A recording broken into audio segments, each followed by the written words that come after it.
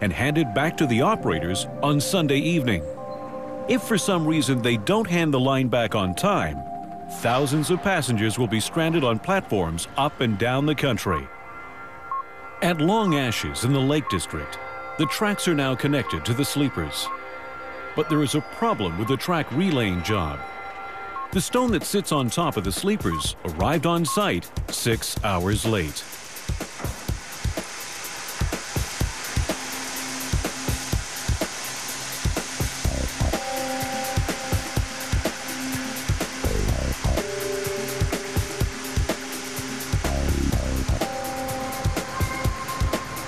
With time rapidly running out, the final layer of stabilizing rock goes down.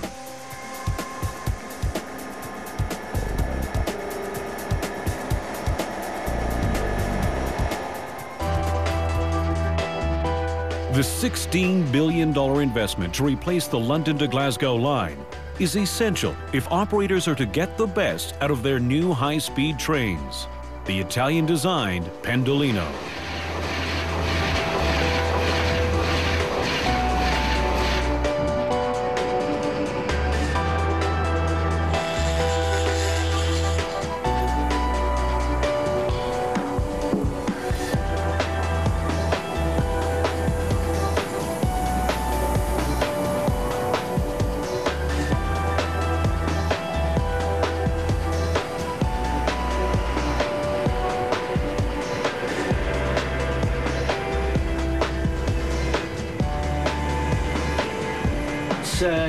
Cutting-edge technology, so obviously the maintenance is going to be higher than the old basic stock. It's the first all-electric tilting train in Britain. The tilt centre comes from the centre of your body, so you don't feel it, whereas before trains used to tilt from the bottom, so you felt nauseous because you were like this. When you tilt for the centre, there's obviously less movement, and so that makes it a much better ride for the passengers. Well, basically the train goes over an antenna, a Blaze antenna, and it tells it the layout of the track for roughly the next 5 kilometres. And the train monitors up through the wheel diameter of the train wheels where it will be at a set time, and when it gets to that point it will say, right, tilt to the left, tilt to the right. And that's basically how it works.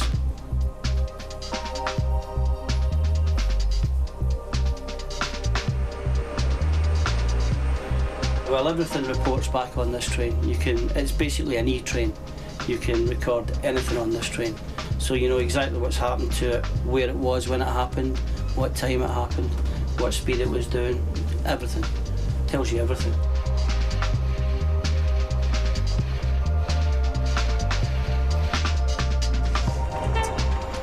Because the West Coast is a twisty-turny railway, places like, say, Leighton Buzzard on the Down, you go through a single-bore tunnel and you're right over at 8 degrees tilt, and if you're belting down at 125, you know, it really is quite sensational.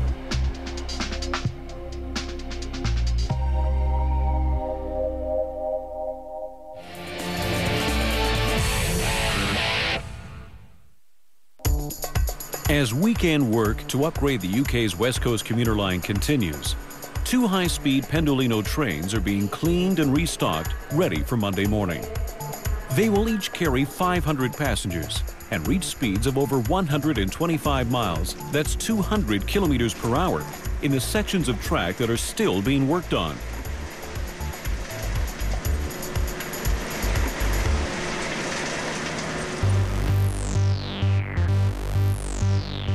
On the Scottish border, work continued through the night. At over 1 kilometer long, the high-output track relaying machine carries 27 concrete sleepers at a time and can lay over 400 meters of track every hour.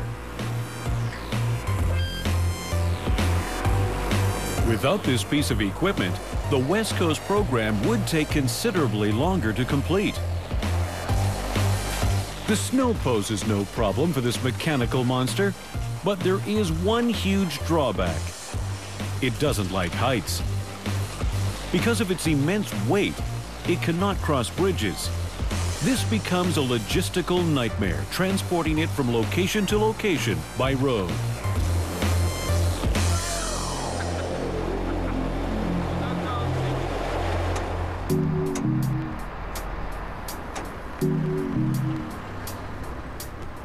Meanwhile, back at Long Ashes, the tracks are in, and they're waiting for another monster. The tamper. 25mm lift is for where the track needs to be, height-wise. 25mm slew to the right, which will put it back in its design position laterally as well. We'll go through, mark it all up. The tamper, which you can see up there, which is coming back in shortly, that'll lift and slew the track and put it in its designed position. These are the measurements which are taken off the rail, which we marked up before, with a little laser, which we fire across, check its height, and just use the tape for the 6-foot measurement, which we've written previously. The tamper is one of the most important machines on site. Its job is to straighten the track. Using measurements taken from the adjacent rail, the driver moves through the site, aligning the track with millimeter precision. A hydraulic arm powered by a mighty Rolls-Royce engine forces the stabilizing rock under the track, while raising the rail above it. The 500 horsepower tamper can set up to 600 meters of track in 1 hour.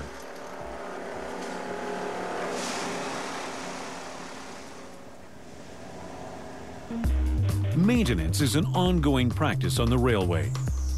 Wear and tear on the line has to be monitored day by day. Until recently, engineers had to walk the tracks, tapping them with a hammer, a dangerous and time-consuming job. But now there's a new kid on the block, the $24 million measurement machine. We scoured the world to bring the best systems to Network Rail. And what we've done is we've put them on a single platform, and we're able to deliver that information to the track engineer, to his desktop, to his laptop in a very short period of time. The Yellow Pearl covers over 8,000 kilometers of track every week, collecting vast amounts of data. The information gathered is used for the development of new systems. One of these uses lasers to take a cross-section of the railhead in real time to millimeter accuracy as the train is traveling at over 160 kilometers per hour. We can actually see the camera image of the laser illuminated railhead. All data is linked to a GPS system so that engineers can locate defects with pinpoint accuracy. The data we're providing goes into a massive database back in Derby, and